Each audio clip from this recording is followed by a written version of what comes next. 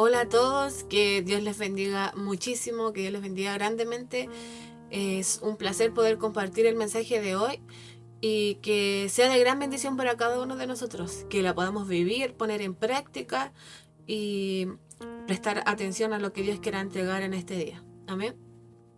Le invito a que podamos leer Mateo capítulo 5, versículo 3. Mateo capítulo 5, versículo 3. Es cortito, dice así. Bienaventurados los pobres en espíritu, pues de ellos es el reino de los cielos. Bienaventurados significa feliz o dichoso o afortunado o bendecido. En este versículo, cuando leemos la primera palabra, bienaventurado, que significa gozoso o dichoso, y luego leemos el final, las últimas palabras del final que dice, pues de ellos es el reino de los cielos, suena bonito, suena alentador.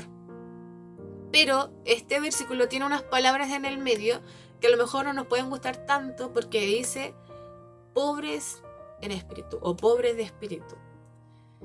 En pocas palabras, ser pobre de espíritu es reconocer que sigo siendo un pecador y que por lo tanto necesito de Dios. Eso en pocas palabras. Ahora, las bienaventuranzas no son instrucciones ni son un manual de vida. Son el resultado de cómo somos y de lo que Dios ha hecho en nosotros. Creo que veamos dos ejemplos de lo que es ser pobre de espíritu. El primero es el pobre de espíritu reconoce que solo necesita a Dios en su vida, que no tiene nada que ofrecerle, pero que sí necesita de él. Y este está en Lucas capítulo 15 del versículo 16 al 19. Dice así: el joven, aquí está hablando del hijo pródigo.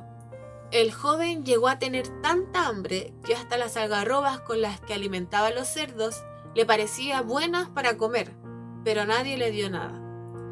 Cuando finalmente entró en razón, se dijo a sí mismo: en casa hasta los jornaleros tienen comida de sobra, y aquí estoy yo muriéndome de hambre.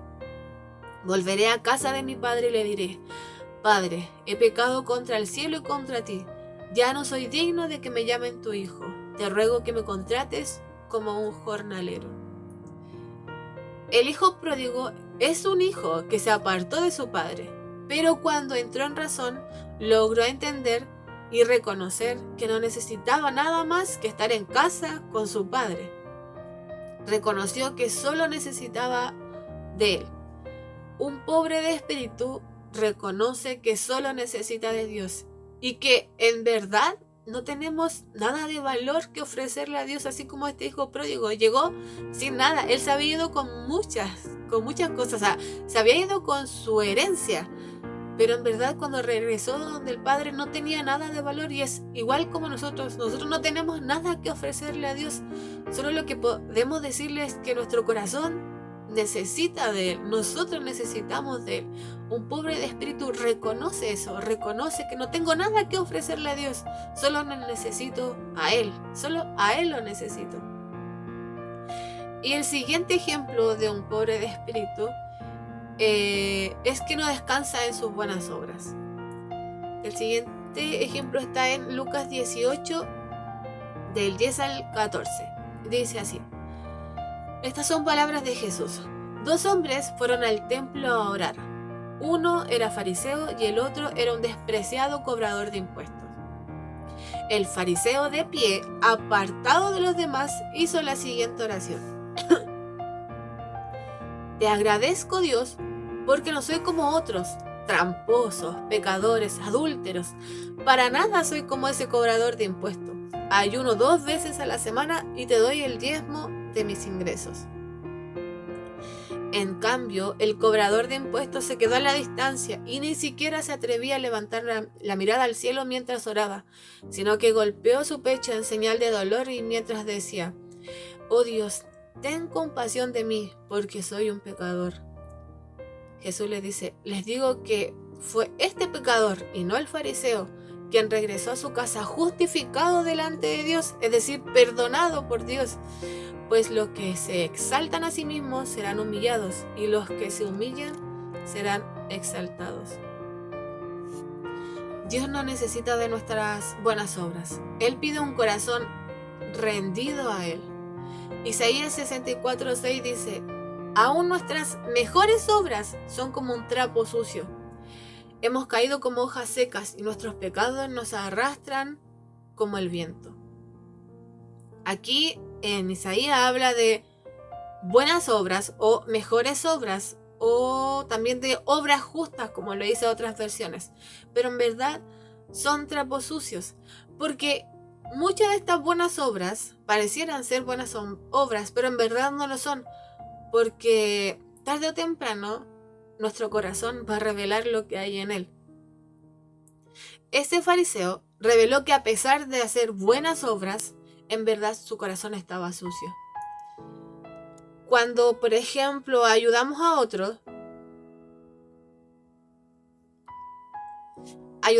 en alguna necesidad, y luego cuando nosotros estamos en necesidad y ese otro no está, y nos enojamos, nos sentimos mal, nos duele o trae rencor a nuestro corazón, es porque en verdad esa buena obra que hicimos con ese otro nunca fue realmente con un corazón genuino.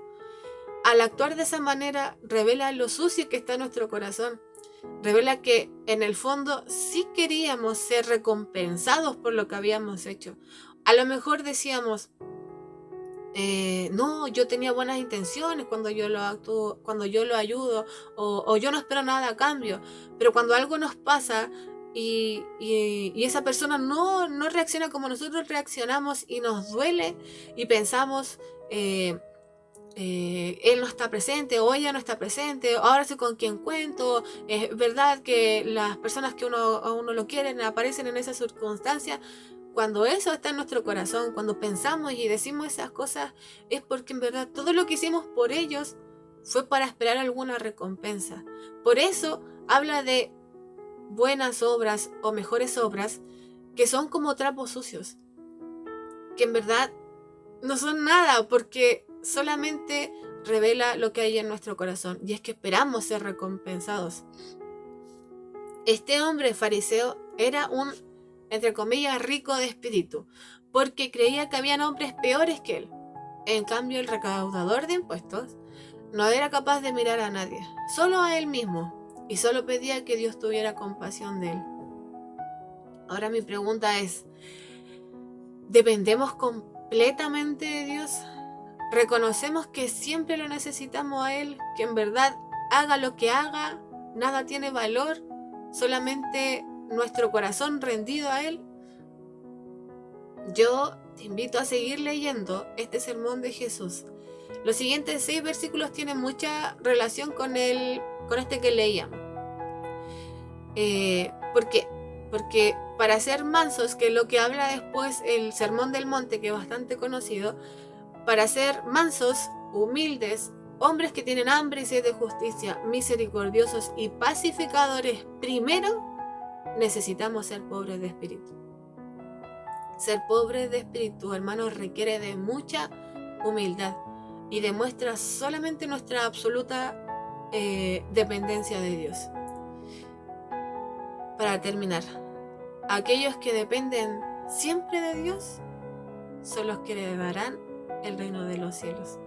Así que sí, suena bonito leer bienaventurados, pues ellos heredarán el reino de los cielos, pero antes tenemos que ser pobres de espíritu, tenemos que depender 100% de Dios, tenemos que ser personas humildes, no miradoras en menos, y que creamos que por nuestras obras ganaremos recompensas o ganaremos quizás la ayuda de Dios. Solamente nuestro corazón tiene que estar rendido a Él y saber de que necesitamos 100% de Él cada día, que somos hombres pecadores que dependen 100% de Dios, y así heredaremos el reino de los cielos. Amén. Que Dios les bendiga.